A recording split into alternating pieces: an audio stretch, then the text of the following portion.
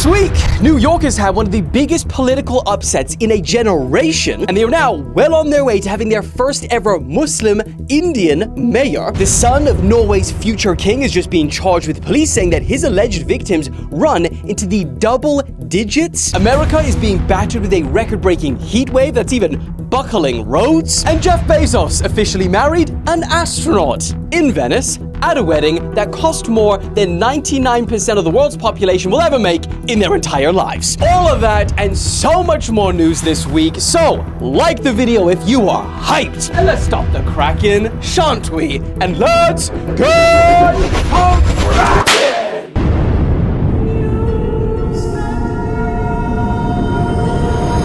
Okay, let's kick today off with a name that you might have not even heard of until this week, Zohran Mamdani. He's a 33-year-old socialist, Muslim, Indian, former rapper that is now running for mayor in the world's wealthiest city. New York. Yeah, I mean, I didn't even know it was the world's wealthiest city, but yeah, turns out. So this is big news. Go ahead, make a rap for your naughty. It's a rap. Get the guap, spin the rack on your naughty. And oh my lord, this is gonna be the most divided I've seen the left and the right on a man since like Donald Trump. And I'll be honest, for most of us, including me, this guy came like out of nowhere. And then all of a sudden, this week, we hear that in what people are calling the biggest political upset maybe in New York's entire history, we hear that Mamdani defeated former governor Andrew Cuomo in the primaries for New York mayor. And that's not just like huge for New York, but it's gonna have implications for the entire country if he ends up winning. And perhaps that's the reason why his name is everywhere right now, because you know, Andrew Cuomo, he had major backings by like big money and big endorsements, while Mamdani didn't. His campaign was only launched 8 months ago, and it heavily relied on public backing and support. And then it gets crazy because after Cuomo lost the primaries, he dropped out, meaning Zohran Mamdani is now the official nominee for the Democratic Party. So, if he wins, which is looking increasingly likely, he would become America's first Indian Muslim mayor. And you don't make waves like that without getting Donald Trump's attention, which he's already got. Like this communist from New York someday gets elected. I can't believe that's happening. That's a terrible thing for our country, by the way. He's a communist. We're going to go to a communistic state. That's so bad for New York. Oh, and Trump didn't just call him a communist lunatic. He also said in a tweet that he looks terrible, his voice is grating, and he's not very smart, amongst many other things. Now, Mamdani has already responded in a couple of interviews about, you know, the accusations that he's a communist. And he said this. He called you a communist. Because he's the president, I want to give you a chance to respond directly to him. How do you respond? Are you a communist? No, I am not. You know, I call myself a democratic socialist in many ways inspired by the words of Dr. King from decades ago, who said, call it democracy or call it democratic socialism. There has to be a better distribution of wealth for all of God's children in this country. Now, here's the thing. As I said, he's pretty controversial because the left seem to absolutely love him. They're calling him things like visionary and Trump's worst nightmare. And people on the right, Republicans, conservatives, oh my lord, they are freaking out. So I thought, let me run through a couple of the comments on both sides to give you a bit of flavor as to what's happening. But before I do, these are the kind of things that he's campaigned on. He doesn't think that billionaires should exist. He wants to raise taxes for the richest people in New York by about 2%. He wants to freeze rent prices. He wants to create publicly funded grocery stores for low-income families. He wants to make buses free. He wants to stop the cooperation with ICE deportation raids. He's obviously Muslim and very pro-Palestine, which obviously that's going to make a lot of people very happy, but also a lot of people very unhappy, and much, much more. But we're not going to go into what he's campaigned on for too much. Let me get into these tweets. So let's start with the people that support him first. So on this TikTok, the interview with ABC News, some of the comments read, if Trump speaks badly on you, it's a glowing endorsement. Full sentences with words more than 2 syllables. Notice how he's actually answering questions. Skip being mayor, Mamdani for president. So that was on TikTok. Over on Twitter, we got things like, this is what happens when Dems run a principled candidate, and then they show all of the vote results. Washington Post wrote an article titled, this is an exciting time to be a New Yorker. So you get the vibe from the left. left. Now this is tweets from the right. President Trump should invoke the Communist Control Act to block Zohran Mamdani from becoming mayor of New York. We have to play hardball. Just in, a representative just formally asked Attorney General Pam Bondi to revoke Zohran Mamdani's citizenship and deport him back to Uganda. And then at the end, in big capitals, send him back. Now, for context, he was born in Uganda. He then moved with his parents to South Africa, and then he moved to New York at age 7 years old, where he's been ever since. The New York Post said Zohran Mamdani doubles down on plan to target, quote, white neighborhoods with higher taxes and says billionaires shouldn't exist. Another tweet, NYC is being conquered. Mamdani will make it even worse. And then some are even going as far as creating tweets. So they created this fake tweet that says, y'all smell something burning, and then they circle it on September the 11th, 2001. Community Notes added, this is a fake tweet. Twitter was first launched in 2006. But you see, the kind of feathers he is ruffling right now. And like for the Democrats, they're saying like this is like the new generation of what their party is supposed to be like. And to be fair, like his videos actually bang on TikTok. Like they are very well produced. And as a content creator, I look at that and I'm like, this could be a content creator. And that's something that the Democrats really couldn't do in the 2024 election. You saw when Trump jumped on TikTok, the views went crazy. Kamala and Biden, just crickets. Point is, the right are freaking out, saying that if Mamdani gets in, New York is going to be destroyed, while the left seem to love him. They say that this is the change that New York has been needing and is the right person to stand up to Trump. But ultimately, what do you guys think? I mean, I wish we had the time in this episode to just run through all of his policies and break them down, but we don't. Maybe we could do a separate video on that. But I'd love to know what you guys think of Mamdani. You know, we're going to hear his name a lot more in the future. So put it in the comments. Do you like him? Do you dislike him? But moving on. Okay, this next one is wild because also this week we learned that a group of 5th graders were arrested last year for allegedly plotting to a fellow student, which is a boy that allegedly one of them was apparently dating, and then take him out in a bathroom and then frame it as if he did it to himself. 5th graders. Good to know that our generation's version of Mean Girls is Murder Girls. Now this happened at a school in Arizona, and according to the police report, the 4 girls, who keep in mind, in 5th grade you're like 10 years old, they were speaking about luring this boy into an outside toilet at the school premises and then him in the stomach. I can't say the words for the monetization overlords. And the report says that they were even planning little details down to wearing gloves so there was no fingerprints that would lead back to them. They all had their own little roles. Like one of them was a guard, like a lookout in case anyone came along. And they were even planning to forge a suicide note so that it made it look like he did it himself. God damn, so you're probably wondering, why? What is the motive for this? Well, guess what? One of the girls, allegedly, was in a relationship with this planned victim, I guess, and he had apparently cheated on her, so she hated him and she wanted him dead. That is, for as horrendous that is, that's an action taker. God, good luck to her future husband. Now, they were only caught when a fellow student overheard them having conversations in presumably the playground around trying to plan someone's murder, and then she told her parents. The 3 girls were arrested. Guess what? Craziest thing is that reports say that after they were arrested, 3 of the girls, they felt very remorseful and they were sorry, apologetic. One of them, however, and I think we know which one this might be, was smiling and laughing about the whole situation. Sheesh! Do not release her name to the public because Netflix, you might want to jump on this. Now, the students were eventually released into the custody of their parents, and they're probably going to get suspended. Probably going to get expelled. Damn, man! They said that Gen Alpha was going to kill it. I didn't know it was literal. Sorry, that wasn't... The rest of you in part of Gen Alpha, I'm sorry. It was next. Also this week, Jeff Bezos and his now wife, an astronaut, Lauren Sanchez, got married. You have no idea, since we covered that story, how long I've been waiting to call her an astronaut. It's kind of the only reason I'm covering this story. Just you wait until there's some news about Katy Perry. the other astronaut. No, but this story is actually pretty crazy because what happens when one of the richest men in the world decides to get married in a foreign city and then take over multiple venues? And keep in mind, this city is like worldwide known for chronic over-tourism. Well, firstly, a lot of freaking money is spent. We'll get to that. Secondly, every legacy celebrity there is turns up. And lastly, and the most expected one, protests.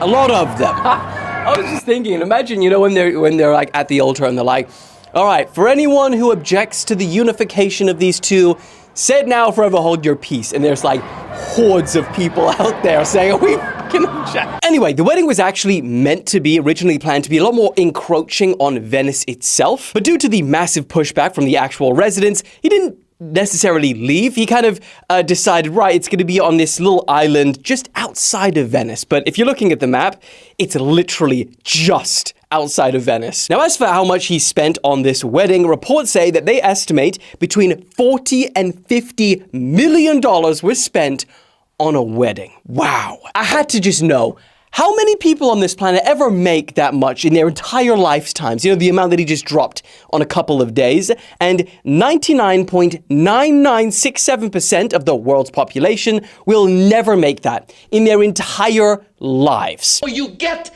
nothing. You lose.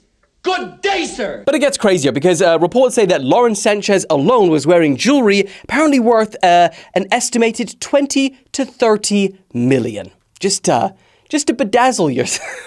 That's crazy! I said good day! It's just a whole nother world we couldn't even comprehend. And invited to this wedding is pretty much everyone you'd expect. The Oprahs, the Kardashians, the Tom Bradys, Bill Gates, Leonardo DiCaprio, whatever, didn't want his face to be seen, and many, many more. And I know, look, it is their money and they can do with it what the hell they want. Who are we to judge? They've worked hard to make their money, whatever. But man, if this is not giving off some crazy Hunger Game vibes right now, how are the 99.99.7 whatever percent of the world supposed to look at, the 0.1%, parading through their city, dropping 50 mil on a just a party for them? That's crazy. Oh, and the final day of their wedding was a giant pajama party. Man, honestly, I think celebrity culture, at least this type of celebrity culture, is so cooked right now because of how out of touch it is with the state of the world. It's just kind of hard to watch. Anyway, moving on. Talking about the elites, though. Also this week, the son of Norway's crowned prince is just being charged with rape, sexual assault, bodily harm, and 23 other offenses. This is starting to become a real, anti the elites. Yeah, I didn't plan it this way. It's just what happened this week. And apparently this is after a months-long investigation of a case that involves, quote, a double-digit number of alleged victims. God damn! So 28-year-old Marius Høiby is the son of Norway's future king. And he had a pretty busy 2024. He got arrested 3 times in 4 months. Now, police investigated this situation for the last 10 months, and then yesterday, finally, hit him with the charges. They say that they have evidence of these crimes, which include text messages, witness testimonies, and police searches. The attorney for the Oslo police said, quote, I cannot go into further detail about the number of alleged victims in the case beyond confirming that it is a double-digit number. God. Okay, Alex will love this one because he's the one that put me on it, but why does bro look exactly like Joffrey from Game of Thrones? I can't stand the wailing of women. Oh, man. Innocent until proven guilty. Unless you look exactly like Joffrey. Then you fuck.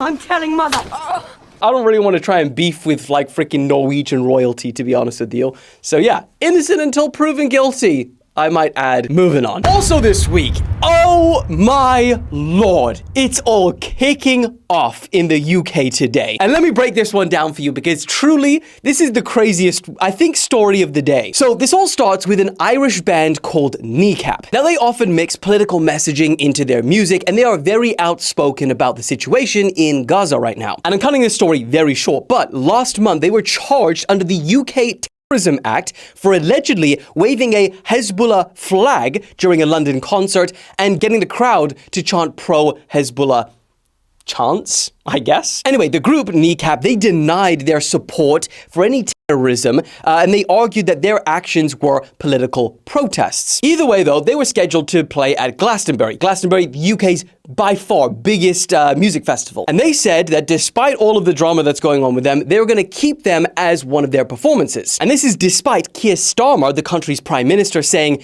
no, he doesn't think that they should be invited. And the BBC announced that they weren't going to cover their performance at Glastonbury. So they would say, we're going to cover everyone else, not them, and we're not going to give them a platform to like our millions of viewers. But this backfired massively because in an unexpected twist, another artist named Bob Vylan, I guess, saw the whole situation and said, you know what, I'm going to take it upon myself to do what Kneecap couldn't, or at least was expected to do. And so, with BBC covering it, he did this. Free, free! Free, free! Free, free! Alright, but have you heard this one though? Death, death to the IDF! Death, death to the IDF! Death, death to the IDF! Death, death to the IDF! Death, death to the IDF! Hell yeah, from the river to the sea, Palestine must be, will be, inshallah, it will be free. And BBC streamed that to millions of people across the country. Now, it actually went way beyond just those chants. He had an entire song themed in very similar veins. But if I play it on here, it's gonna get copyrighted, so let me describe. Basically, he plays that whole song, everyone went crazy, and also Kneecap, even though they weren't covered on the BBC, well, they got the crowd chanting things like F Keir Starmer and Free Palestine and a lot more. And after these sets, waking up on Sunday was like looking at the news, it is just shit hit the fan. Glastonbury themselves issued a statement saying, quote, we are appalled by the statements made at the West Holt stage by Bob Vylan yesterday. The BBC said that the comments were deeply offensive and that they will be cutting the footage of Bob Vylan and you won't be able to watch it later on BBC iPlayer. Israel commented on it. They said that they are deeply disturbed by the inflammatory and hateful rhetoric, and even the police are getting involved now, and they said that they will be assessing the footage to determine whether any offenses may have been committed that would require a criminal investigation. Woo! So the question is, what do you guys think about this? I'm sure a lot more is going to unfold because this is all happening as I record it. I would love to see your thoughts in the comments. Moving on. Also this week, man, we got the freaking luckiest driver in the world. What you are seeing is a truck driver in Guizhou, China, hanging off the edge of a freaking cliff after the bridge he was driving on collapsed right in front of him. Eyewitnesses captured this insane footage showing the entire truck no longer on the road anymore, and it is only being held on by the weight of its containers behind it and the strength of its latches.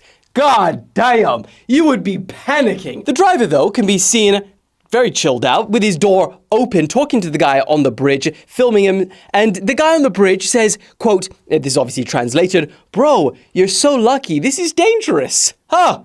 I hadn't noticed. Now, the collapse was caused by heavy rainfall and flooding in the region in the last few days, which caused landslides. However, it's still being investigated as to why the bridge failed to withstand the weather, because pretty important job. Anyway, the driver was eventually rescued and no casualties reported. And now he's just got a fantastic story to tell his kids. Moving on. Also this week, man, this one is crazy. The mother of all protests actually happened. A couple of days ago, hundreds of thousands of people nationwide in Kenya poured onto the streets to protest against the Ruto government. But we've seen protests before, and this one was no normal protest. In preparation, the police started sealing off government buildings with barbed wire. They blocked off access roads to prevent them from being overrun. And the government, this is wild, they even ordered a ban on all television stations and radio stations from covering the demonstrations. And they even reportedly started blocking access to apps like Telegram. Bro, my editor, obviously not Alex, the other one that does the TikToks, lives in Kenya. And he was telling me that he had to use his mobile data to upload my video of the day because his Wi-Fi stopped working. Oh, and because this is largely a Gen Z-led movement, this protest was built different. We had one guy holding up a sign saying, "Dear Iran, just one missile in our state house, please." Another guy brought his dog so that the dogs protest too. They used slingshots, they brought tennis rackets to return gas canisters, and there was even a picture of a girl pole vaulting over the police's barbed wire. And what makes this really unique as well is that this whole protest was largely organized on social media using hashtags because it had no backing amongst the main parties and trade unions. That's how Gen Z protests. And it's also why the government is so trying to crack down on things like social media and apps that are used to organize these things. This next part I thought was personally the most wild because the day before this protest kicked off, a coalition of freaking foreign embassies, and just look at the amount of countries that issued this statement. They said that they are concerned about the government's use of hired goons. They are alleging that they are paying people to infiltrate and disturb peaceful protests so that the police have a justification to use force and shut things down. Like that. Oh my lord. I know that this is probably happening in many other countries as well, including, the UK, United States. But to see that so openly just being put out there is wild. And in this protest, not only did police end up using tear gas, water cannons, and batons, but they also used live ammunition. Tragically, Amnesty International reports that 16 people were killed, 400 were injured, and 8 suffered gunshot wounds. Even CNN news reporters were on the scene wearing bulletproof vests and helmets, saying, among these young people, that they risk coming out here on the streets, even though sometimes police shoot at unarmed protesters. That's why we wear this. We wear the flak jacket, because we have seen Kenyan security forces shooting unarmed peaceful protesters. And the people part of this Gen Z movement say this isn't just a protest, this is a revolution. Pretty insane. But we gotta move on, so next. Okay, I want to open up to you guys for a minute. Can we do that? This is a safe space, right? So recently, as you guys know, I went to Kenya, and honestly, this was the first time ever that I've actually felt danger based on the story that I was covering. Because usually, even if I'm covering a sensitive topic, I'm doing it from the UK, which has pretty good freedom of information laws. But in Nairobi, even the local journalists that I was speaking to literally said, maybe just post the video after you leave the country. One of them told me that they didn't even want to go full-time on TikTok covering news because they didn't have their agency behind them as protection. That is something I've never even thought about doing this job. And I was there thinking damn, I'm only having to experience this fear for a couple of days. Imagine the journalists living here permanently, experiencing it every day. Bro, the panic you'd feel if you've accidentally uncovered some government corruption, now you gotta report on it. So you guys know, I had to tell them about Proton Mail. Because on a serious note, it doesn't matter what government is trying to spy on you or what country you're in. If you use Proton Mail, no government can request to access your information. Period. That's because Proton is the only encrypted mail service in the world that keeps all of its servers in Switzerland. And Switzerland has Swiss-ass laws, so you know they're good. Also, it's free.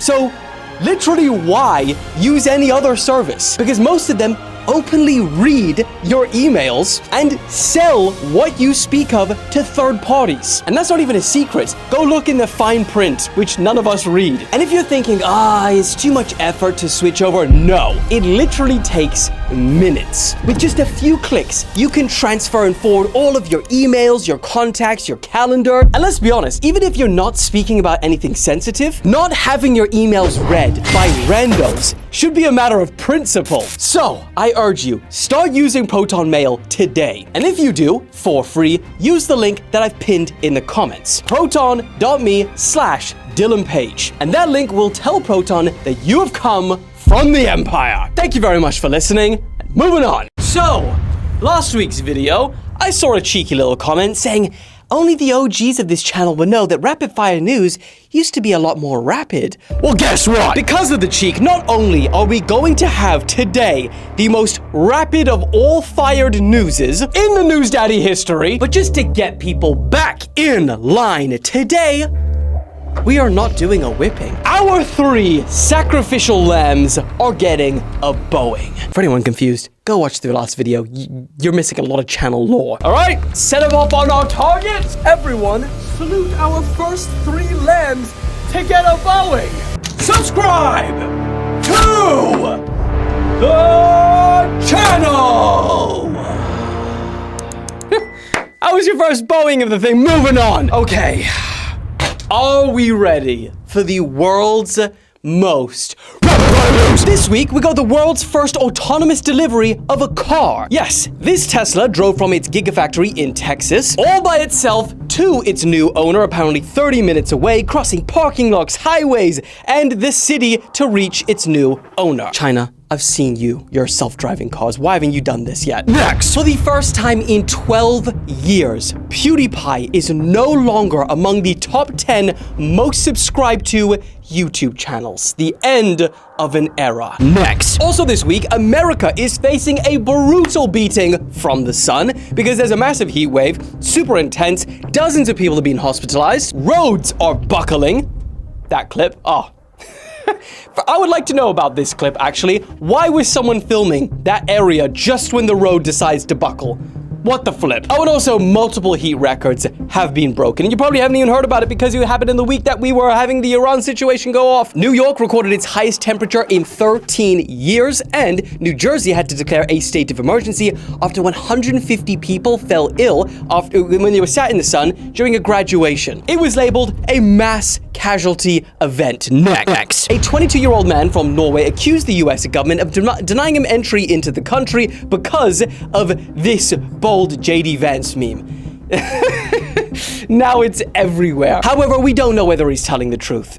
He says one thing and the Department of Homeland Security say another thing. They deny it. They say that the Norwegian admitted to using marijuana in the past, and that's the real reason he was denied entry. They also said on the actual documents that he was planning to get work under this visa and he wasn't allowed that. Anyway, point is, next. Carmelo Anthony this week was formally indicted by a Texas grand jury for first-degree murder. And because of the charges that he's been given and the fact that he's being tried as an adult, he now faces up to life in prison. Next. Tragically, the rescue efforts to save the 26-year-old Brazilian pole dancer Juliana Marens unfortunately failed. Now, Juliana was hiking on a mountain in Indonesia when she fell 1,000 feet into the crate of a volcano. Now, it was miraculous that she survived the fall, but she ended up surviving a further 4 more days, praying that rescue teams could get to her in time. Unfortunately, though, after the 4th day,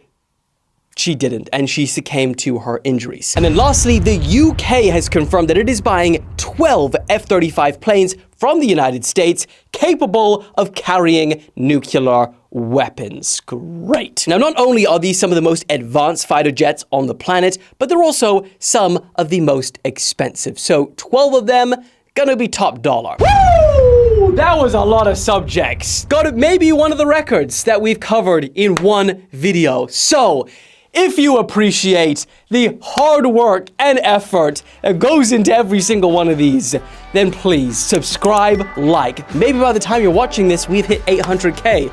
Only 200K more to the big 1 million. And we're gonna be doing something big. Maybe we go and meet Alex for the first time ever. Maybe Alex and I meet for the first time ever at 1 million. Who knows? But what I do know is I love you, and I will be seeing you on Wednesday. Have a fantastic beginning of the week. See you then. This is my first attempt to get a headshot. I probably will be able to do it. See you in the next one. Woo!